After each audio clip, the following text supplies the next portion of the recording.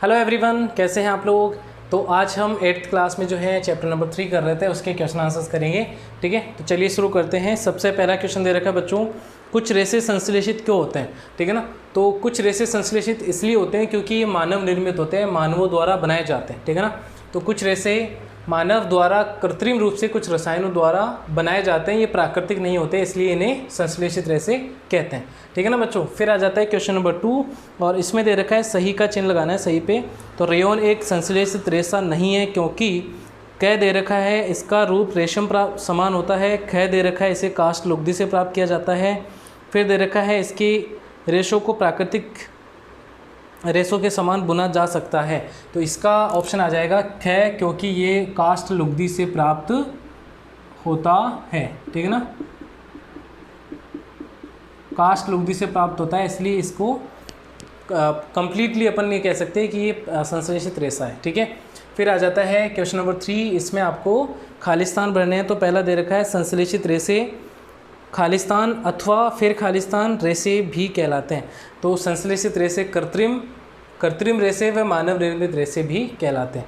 ठीक है, फिर आ जाता है कि संश्लेषित रेशे कच्चे माल से संश्लेषित किए जाते हैं जो पेट्रो रसायन कहलाते हैं। क्या कहलाते हैं? पेट्रो रसायन। और यहाँ पे आप इस तरीके से लिखेंगे इसको, कृत्रिम रेशे या मानव निर्मित रेशे, या आप इसमें लिखेंगे। ठीक है, फिर आ जाता है क्या, फिर तीसरा दे रखा है कि संश्लेषित रेशे भी की भांति प्लास्टिक भी एक बहुलक होता है। ठीक है, ये भी क्या होता है? एक बहुलक होता है। ये भी क्या होता है? बहुलक। तो तीनों में खालिस्तान आप भर लें इनको। फिर आ जाता है बच्चों, नायलॉन रेशों से निर्मित दो वस्तुओं के नाम लिखिए जो नायलॉन रेशे की प्रबलता को बताता है। नायलॉन बहुत ही प्रबल होता है। आपको पता है कि क्या आप जानते हैं कि एक स्टील जो वायर तार होता है स्टील का, उससे भी ज़्यादा जो है स्ट्रॉन्ग होता है इसका तार। किसका? नायलॉन का। तो इसमें पैरासूट बनाए जाते हैं इसके, और रस्सियाँ बनाई जाती है पहाड़ों पर चढ़ने के लिए ताकि टूटे नहीं, क्योंकि बहुत प्रबल होता है नायलॉन। फिर आ जाता है कि प्लास्टिक जो है अपन क्यों उपयोग में लेते हैं। खाद्य पदार्थों का संचयन करने हेतु प्लास्टिक पात्रों के उपयोग के लिए 3 प्रमुख लाभ बताइए। तो इसमें पहला है ये स्थायी होता है एक तो, और ये अभिक्रियाशील नहीं होता, किसी जो भी अपन खाना रख रहे हैं उसके साथ अभिक्रिया नहीं कर पाता। फिर है ये सस्ता होता है। ठीक है ना, इसीलिए इनका उपयोग किया जाता है। फिर हम बात करते हैं किस पे, क्वेश्चन नंबर 6। और क्वेश्चन नंबर 6 है बच्चों क्या, कि थर्मोप्लास्टिक और थर्मोसेटिंग प्लास्टिक में अंतर लिखना है। तो थर्मोप्लास्टिक क्या होती है? ऐसी प्लास्टिक जिसको गर्म करने पर आसानी से मुड़ जाती है, थर्मोप्लास्टिक कहलाती है, जैसे कि पॉलीथीन। और थर्मोसेटिंग प्लास्टिक क्या होती है? ऐसी प्लास्टिक जो गर्म करने पर मुड़ती नहीं है, वह दोबारा सांचे में नहीं डाला जा सकता है, बेकेलाइट। जैसे कि बेकेलाइट इसका उदाहरण होता है, मेलेमाइन इसका उदाहरण होता है बच्चों। ठीक है, ये इसके उदाहरण होते हैं। फिर हम आ जाते हैं क्वेश्चन नंबर 7। क्वेश्चन नंबर 7 है कि समझाइए थर्मोसेटिंग प्लास्टिक से निम्नलिखित क्यों बनाए जाते हैं। पहला है डेगची के हत्थे। तो डेगची के हत्थे या बर्तनों के हत्थे जो हैं वो बेकेलाइट के क्यों बनाए जाते हैं?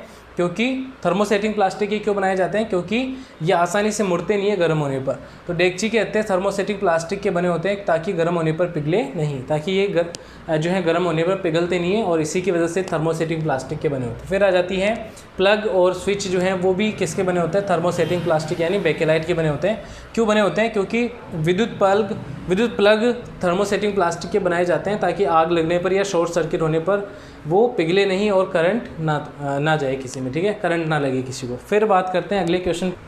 ठीक है बच्चों, तो अगला क्वेश्चन है कि कुछ वस्तुएं दे रखी हैं, उनमें से आपको चक्रित किए जा सकती है वस्तुएं, उनको छांटना है, और जो चक्रित नहीं किए जा सकती हैं उनको, पुनःचक्रित नहीं किए जा सकती हैं उनको छांटना है। तो एक तो पुनःचक्रित किए जा सकते हैं और एक पुनःचक्रित नहीं किए जा सकते हैं। तो इनमें है प्लास्टिक के खिलौने, सामग्री लाने वाले थैले जो होती हैं थैलियाँ, वो बॉल पॉइंट पेन, प्लास्टिक के कटोरे, विद्युत तारों के प्लास्टिक आवरण और प्लास्टिक की कुर्सियाँ, ये सभी जो हैं क्या किए जा सकते हैं? पुनःचक्रित किए जा सकते हैं। तो ये इसमें आ जाएंगे। एक होते हैं कि जो पुनःचक्रित नहीं किए जा सकते, जिनको अपन वापस से जो है उपयोग नहीं कर सकते। तो उसमें आ जाते हैं टेलीफोन यंत्र, विद्युत स्विच और कुकर के हत्थे। ठीक है ना बच्चों, ये सारे क्या होते हैं जिनको अपन पुनः उपयोग में नहीं ले सकते। फिर है एक क्वेश्चन दे रखा है, बहुत अच्छा क्वेश्चन है कि राणा गर्मियों के लिए कमीज़ें खरीदना चाहता है, उसे सूती कमीज़ें खरीदनी चाहिए या संश्लेषित? कारण सहित राणा का सलाह को सलाह दीजिए, ठीक है ना। तो राणा को जो है सूती वस्त्र खरीदने चाहिए, क्योंकि सूती वस्त्र ज़्यादा पसीना अवशोषित करके हमारे शरीर को ठंडक प्रदान करते हैं, ठीक है ना। इसीलिए सूती वस्त्र गर्मियों के लिए बिल्कुल सही रहते हैं, तो सूती वस्त्र पहनने चाहिए गर्मियों में। तो ये इतने क्वेश्चन हो जाते हैं, बाकी आगे के क्वेश्चन हम अगली क्लास में करके और फिर अगली क्लास में हम चैप्टर नंबर 4 स्टार्ट कर देंगे बच्चों, ठीक है ना। तो मिलते हैं अगली क्लास में, अपना ध्यान रखें, बाय बाय, टेक केयर।